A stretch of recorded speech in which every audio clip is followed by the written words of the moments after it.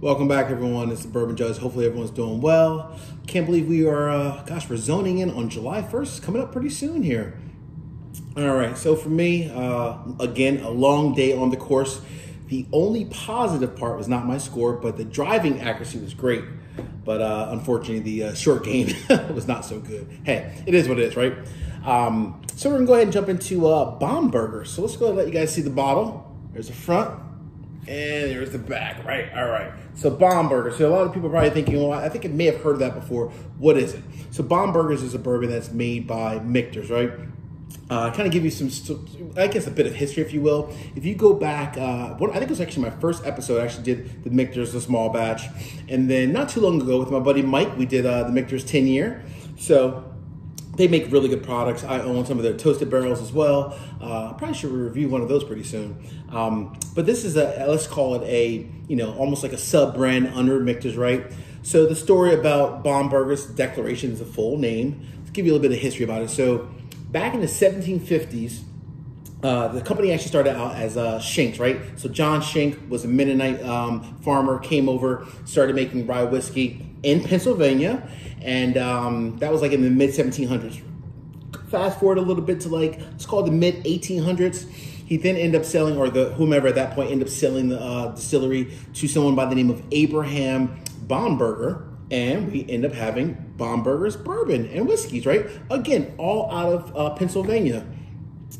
Now moving into the mid 1950s, that's where we pick up the name Michter. So the owner at the time, again, had two sons, one named Michael, one named Peter. Put those two, the first parts together, and what do you have? Michter's, right? So that's the whole history of how Michter's got his name and where the name Bomberger's come from, right? Again, the mid 1850s owner was by the name of Bomberger's. So that's kind of the history about it. We all know, of course, obviously, when Michter's recently moved in the, I think it was like in the let's call it late 80s, early 90s, from Pennsylvania to Kentucky. So that's where they made the big move. So this product and so forth is obviously now made all out of Kentucky. So let's go ahead and pour this one real quick. So let's talk about some fun facts. So let's think about, whenever you're going out for bourbon, a lot of times you always say, Bourbon Judge, is this one hard to find or is it easy to find? So, this is the 2019 version, right? And it is, again, a limited edition, right? It comes out typically about once a year. And, when you think about from an availability standpoint, this recently just hit the stores in the Northeast, let's call it, in the last month or two. So I was fortunate enough to get this from my lovely wife as a Father's Day present. So shout out to the missus again. She's always hooking me up. But again, this one recently came out and it is a limited edition. So it's going to be hard to find. Just tell you that straight up. It's going to be hard to find. And then from a price standpoint, MSRP, I saw online anywhere from like 65 to 85. So let's just kind of cut it in the middle. Let's just say 75, right? So that's the MSRP. But again, with limited editions, unfortunately, sometimes they are marked up a little bit. My wife got this, she told me. It was a little bit more than retail at about $100. But hey, for a limited edition, sometimes, $25 is not like secondary, right? It's not bad at the end of the day, especially for something that comes out once per year. So that's how much it costs. That's the availability. So now you know everything about it. And now I guess you have to get to the point of, hey, is it worth hunting, right? So let's figure it out. All right.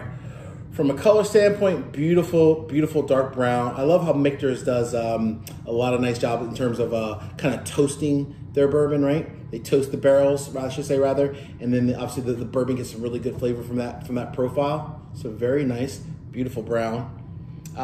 There's no age statement, but from what I've read, it's about 10 plus years, if you will. So let's call it that 8 to 10 year range. All right. Well, folks, my favorite part about bourbon is sipping with you guys. Here we go. Cheers.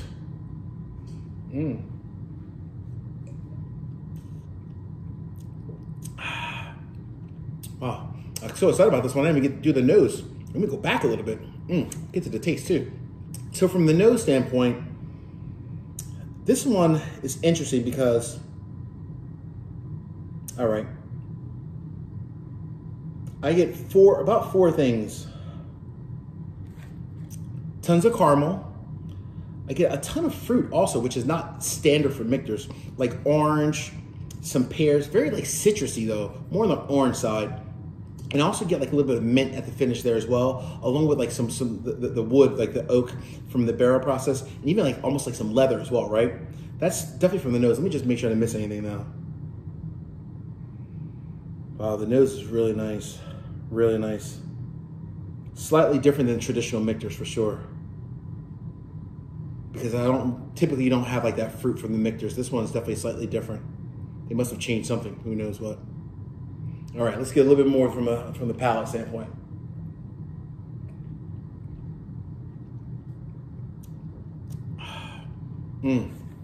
All right, so this one comes in at 108 proof. I'm gonna tell you that every single thing transfers from the nose to the palate. Everything, literally. The fruit, the citrus, more orange, not as much pear, more orange. The caramel, the oak from the barrel, the aging process, and definitely like that leather is in there as well, right? This is definitely unique and it's different. So, you always say, Bourbon Judge, is this one worth buying? Or in this case, is it one worth really hunting? I have to give you the honest answer. This is damn good. Woo! I've always wondered about Bombergers. They've been around for a while. I should say Michter's has been putting this out for the last few years. This is one definitely worth buying, folks. Phenomenal product. Honestly, I think, even though my wife paid a little bit above retail, absolutely worth it, in my opinion. It's so good, I'm gonna have this last little sip here. Never leave good bourbon in a glass. Whew, thank you, Mrs. Judge. Well, folks, if you haven't done so thus far, please make sure you subscribe to the channel. Thank you as always for watching the videos. And as we say, peace and be safe. Later.